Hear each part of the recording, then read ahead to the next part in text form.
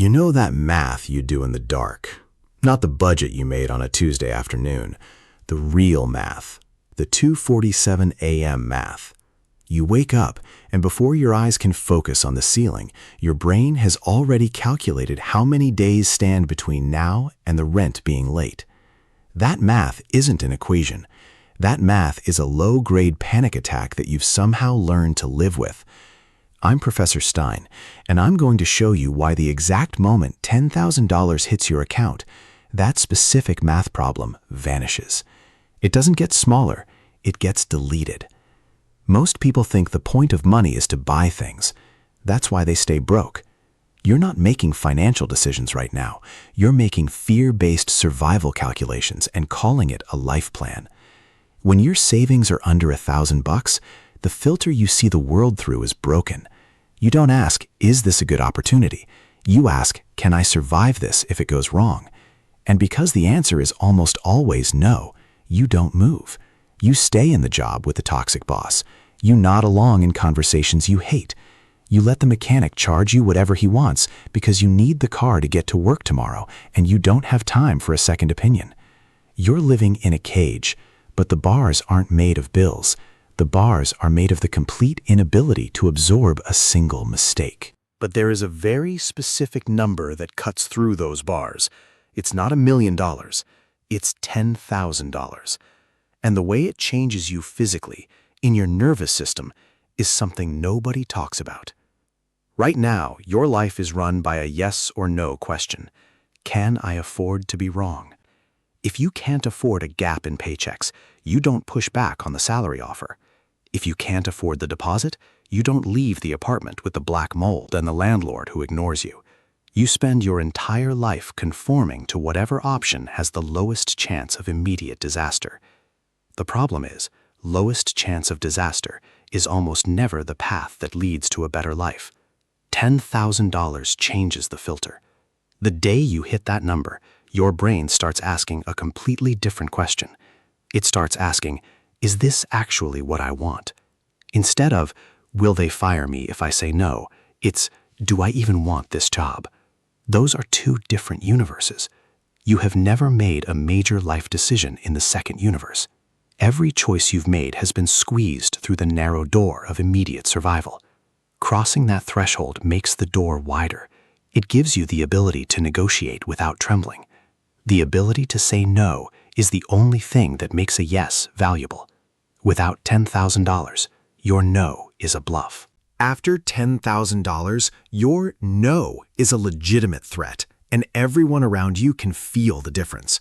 The cage doesn't just crack open, the lock falls off. Let's run a simulation. You've been here before. It's a Wednesday. You turn the key, and the car makes a sound that a car should never make. When you have no savings, your stomach drops. You're not just hearing a broken machine.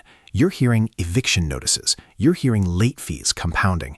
You drive to the shop in silence. You accept the first price they give you, and you swipe a credit card you can't pay off.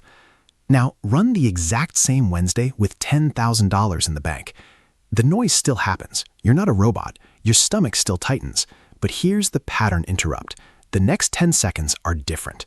Instead of your options collapsing into a single desperate fix, they open up. You can get a second opinion. You can wait 3 days. You can decide the car isn't worth fixing and take 2 weeks to find a better deal because you're not desperate for wheels by Monday morning. A $480 repair isn't a crisis. It's a decision.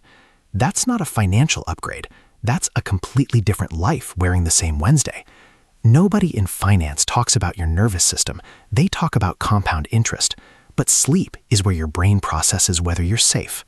When you're running on a buffer of 0, your body runs threat calculations at midnight. That's why you wake up at 2:47 a.m. The math you're doing in the dark isn't logical.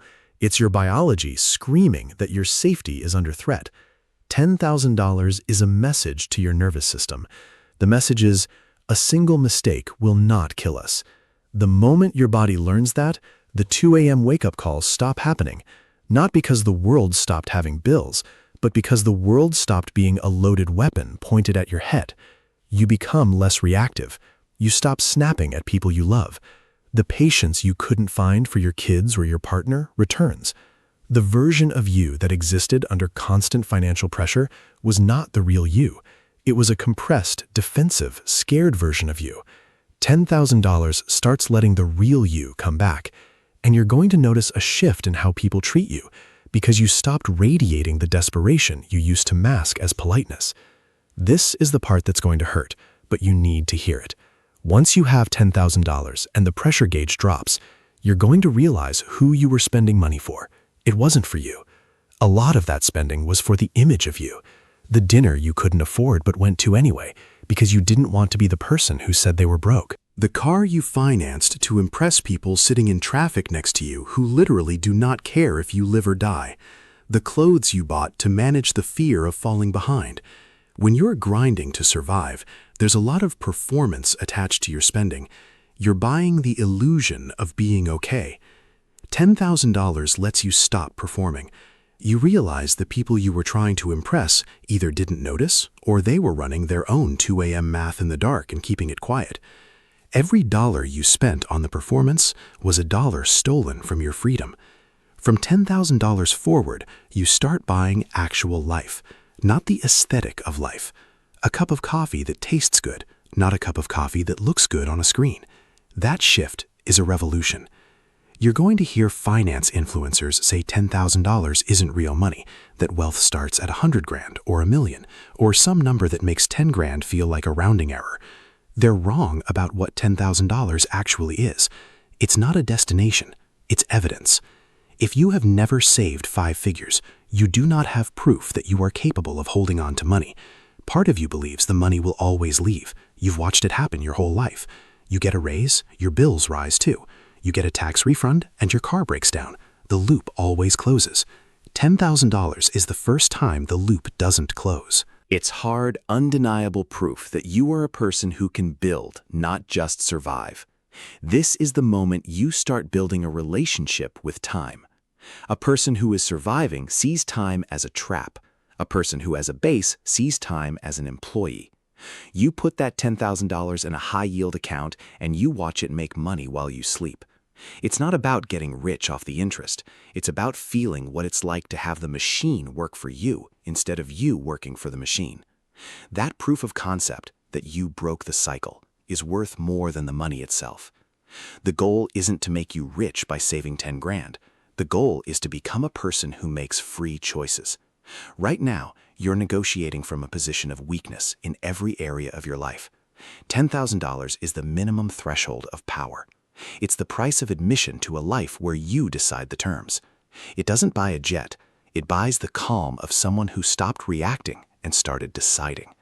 It buys you the ability to look at a problem and say, I can handle this, and actually mean it. Once you know you can handle it, the fear stops leaking into your relationships, your career, and your sleep. The ceiling you stare at in the dark, it becomes just a ceiling again. That's the asset. That's the return. So stop aiming for $1 million. Stop looking at the castle on the hill. Look at the ground beneath your feet. Your only job right now is to get free. And the price tag for your freedom, the actual dollar amount that triggers the psychological shift from prey to steady, is probably lower than you think. Build it. Guard it. Let it teach you who you actually are when you're not terrified. If you're ready to stop performing and start building, subscribe to Profitstein, and I'll show you how the game actually works. I'll see you in the next one.